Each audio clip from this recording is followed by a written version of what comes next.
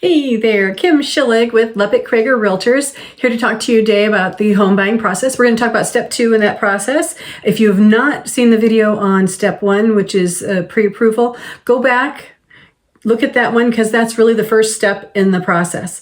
Today we're going to talk about the home search though.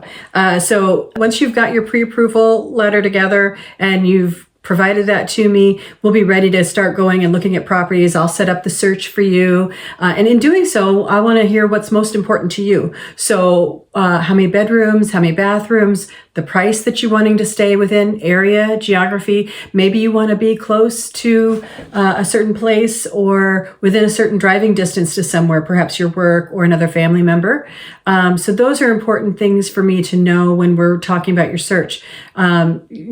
Style of home is also important. There are some things that we just can't screen for.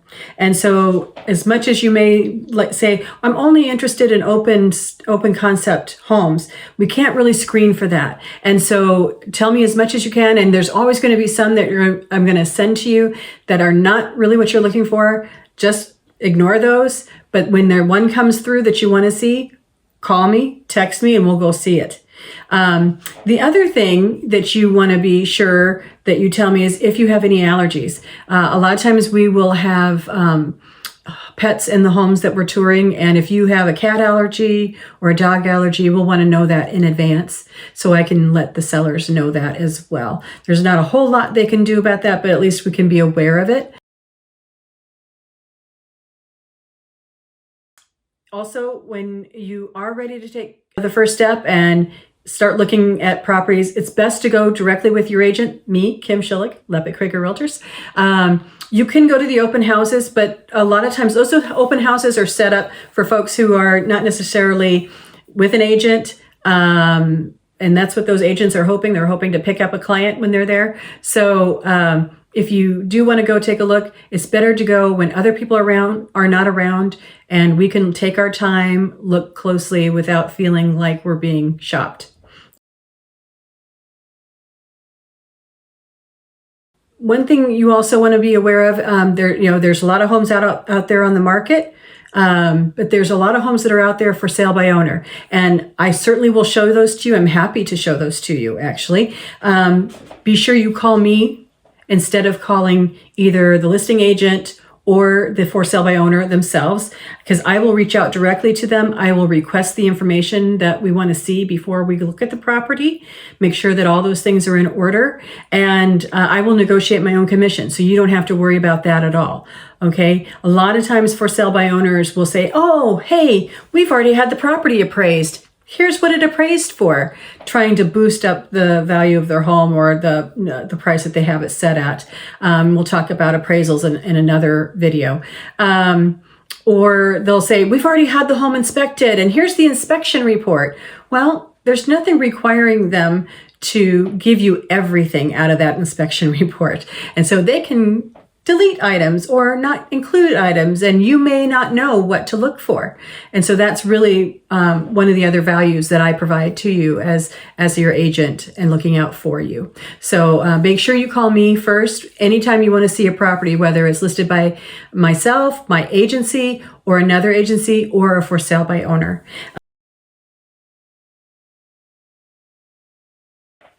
Be sure to tell me if you have a home that you have to sell before you buy your other home. And that you should have figured that out in the first step, which is when you are getting your financing in order and getting your pre-approval, because that'll also weigh into the search process. So be sure to let me know if you do have a home to sell. Another thing, when you're looking at properties and trying to decide, it's possible you might find the house you're looking for the first day out. It may even be the first home you see. That shouldn't stop you from moving forward. You may feel a little hesitant, like, maybe I should look at a few more. Certainly could do that, but in our market, we're a fairly healthy market. If it's a good property, it's probably not going to last long. And so you're not going to want to go home and sleep on it. You're probably not going to want to get a committee either to help you make that decision. And really, committees can sometimes make things more confusing to you.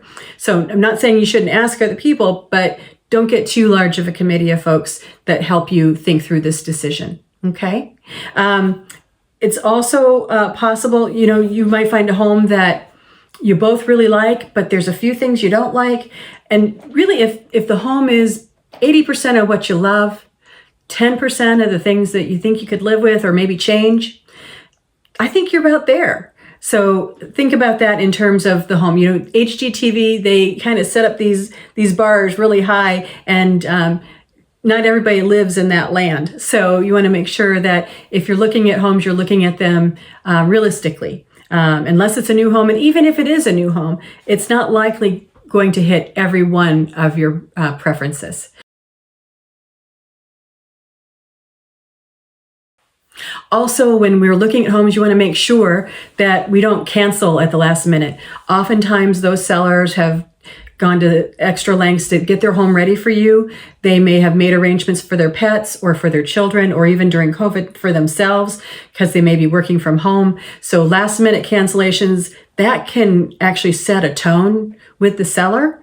And if it ends up being the home that you want, it can really set them in a negative space relative to your negotiations. And we really don't want that. We want them as positive as possible. So also when you're looking at the homes, there are photos online usually. Please don't take photos inside the property, because you'd have to get permission from the seller before you do that. A lot of times they'll have personal items set out. They won't want personal pictures on the internet, other things like that, identifiable. And another thing relative to that, when you're in a home, try to limit your conversation relative to the property to more lighter and nice, or that's interesting, because oftentimes you could be recorded. In the state of Iowa, it only takes one person to consent to that, and it could be either video or audio recording. And a lot of people have those baby monitors. So make sure that you try to keep it light. If there's things you want to discuss, say, that's interesting. I'd like to talk to you about that when we get outside. And that'll be a cue for me to take note and say, let's talk about that once we get outside. If you have any questions, or if you have a topic that you'd like me to cover, put it in the comments or hit me up. You can text me or call me. Kim Schillig, Realtor with Leppert Krager Realtors, and you can reach me at 310-795-2133. Have a great day.